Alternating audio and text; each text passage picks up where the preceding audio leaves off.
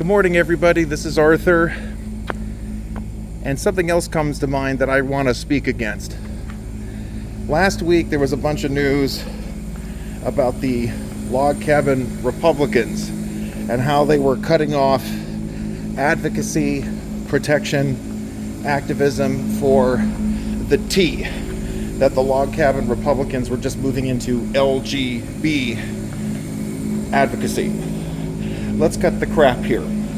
That is a CYA move like no other, because the whole homosexualist and transgender cult is collapsing. I've said before, and I say it again, you don't have the T without the LGB, because homosexuality, transgender, lesbian, all that crap was pushed into the public square. It was inevitable that you would have transgenderism next. There should be no surprise here. The only legitimate thing that the so-called log cabin Republicans can do is to disaffiliate entirely. There is nothing conservative about two men or two women abusing each other. There is nothing conservative about an organization that wants to undermine natural marriage, life, and family. All this nonsense about, we care about limited government. No, that's not true. Because if you allow for sexual degeneracy to be normative, it will inevitably lead to more government. There's more government that has to deal with the public order breakdown, the breakdown of family, the proliferation of venereal disease, the undermining of individual rights, natural rights, because if you don't bake the cake, if you don't provide the flowers, if you don't provide the photography for the same-sex wedding, you face court, you face sanction, you face lawsuit. That is not live and let live. That is not limited government by any stretch. It is stunning to me how you have these so-called gay conservatives who talk about, we just want equality. That's a communistic impulse, demanding to be treated the same when the behaviors, the lifestyle are not the same. That's communistic. You go back to the 50s, even before that. The first homosexual activist organizations were communistic at their core. You cannot put a conservative veneer on a communistic core. It will never be legitimate. We have to stand for truth. And what's really galling is that the sexually degenerate Republicans, they use a log cabin to try to connect themselves to Abraham Lincoln. How obscene is that? It is cultural Marxist revisionism of the lowest order when they do that. This move away from the T, first of all, it's not going to win them any supporters. It's going to inflame more division, because normalizing all the other crap was divisive, destructive, degenerate, dysfunctional, deviant to begin with. Rick Grenell, one of the premier spokesmen for the log cabin Republicans, he attacked Governor DeSantis as homophobic. See, again, this is the same Marxist garbage. There's no getting rid of it. There's no easing out of it. There's no trying to diminish it. So we're normal. We're normal gays, as J.D. Vance tried to proffer in his interview with Joe Rogan in 2024. But there's nothing normal about abusing your body. It will never be normal. And we have to have the courage to say this. And keep in mind, too, they talk about limited government.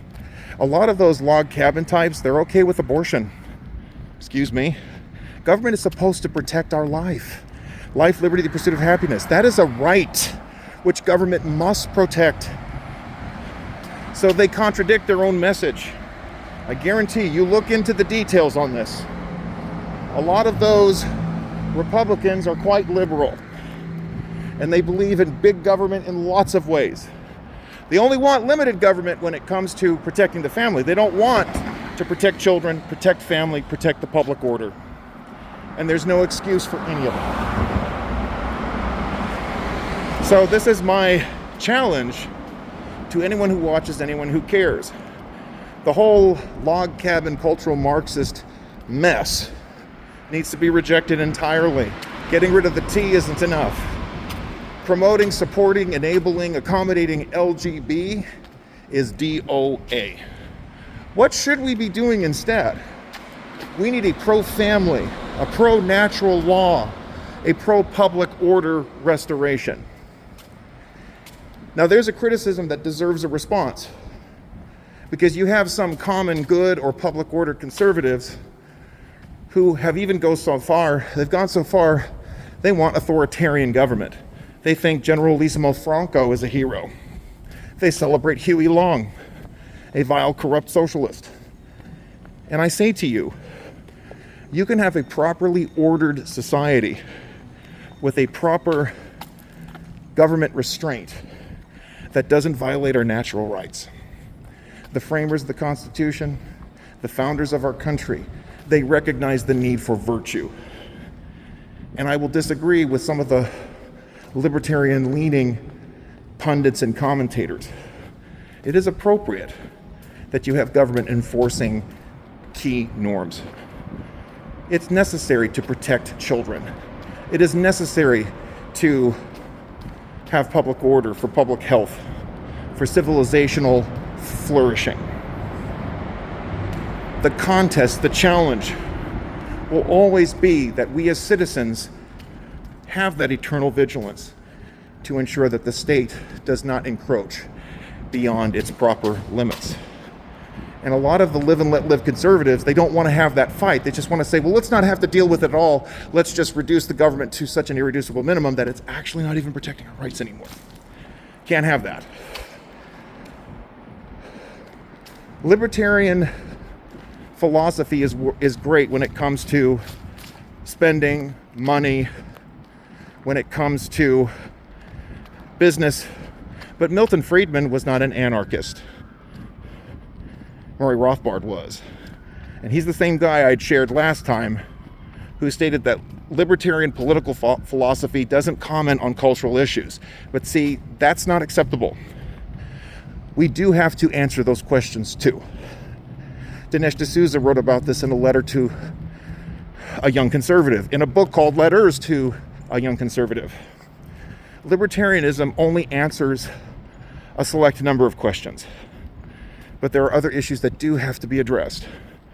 Virtue does matter in a society, and statescraft as soulcraft does have a place. Minimal, perhaps, limited, certainly, but it does have a role. James Madison understood this. Thomas Jefferson understood this.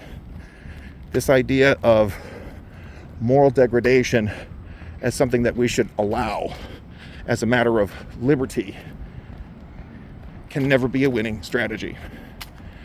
Now, just to recap, the log cabin Republicans want to give off this perception that they're live and let live libertarian.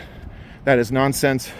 We have the government intrusion of all these LGBT abuses because of the normalization of homosexuality.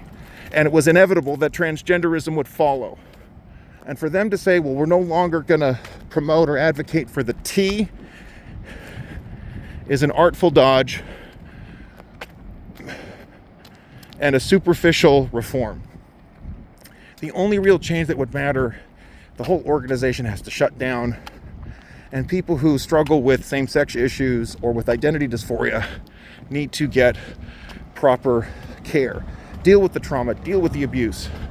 No one's natural rights should be violated, but we shouldn't be celebrating perversion and treat it as a civil right, nor should we be bullied into thinking that this is normative and that this somehow can be part of a conservative, or better yet, a restoring agenda. We need to talk about restoration, not just conserving. Conserving has failed. There has to be an active, restoring, rejuvenating mission now. And I think that's what I know that's what we need to be fighting for. Let me know your thoughts in the comments below. Thank you.